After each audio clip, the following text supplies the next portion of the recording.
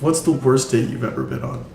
I went on a date with this guy in college who we met out at like a party and he wanted to go out. And he seemed a little douchebaggy for me, but I was like, nah, I had nothing else going on. I'll go for dinner. Free food.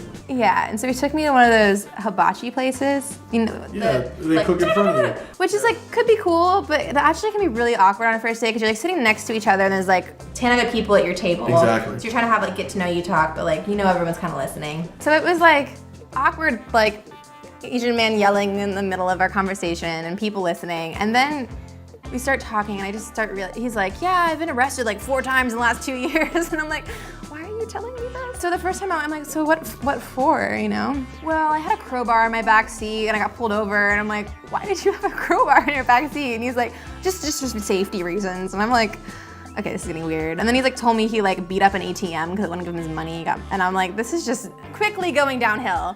And then so he's like telling me about all this stuff and he's like, so I've been through a lot of stuff obviously and like, I'm learning a lot though, and so I'm writing a book because I really think people could like learn from my experiences and so I'm like, yeah, but Write a book and head do you down really more. think that, like I had a friend that wrote an autobiography and like people don't really like want to listen to someone of their own age, like their peers, they aren't gonna listen, and he goes, oh no, it's not autobiographical, it's about me.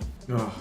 Yeah, and then like, you know, you have to wait till everyone at this little table like gets their food and like, You know that you they're can't like leave. judging you and you're like, don't judge me, I don't know this person. Like, Yeah. do you know him as well as I do? Yeah, you can't really get up and leave the hibachi table, so.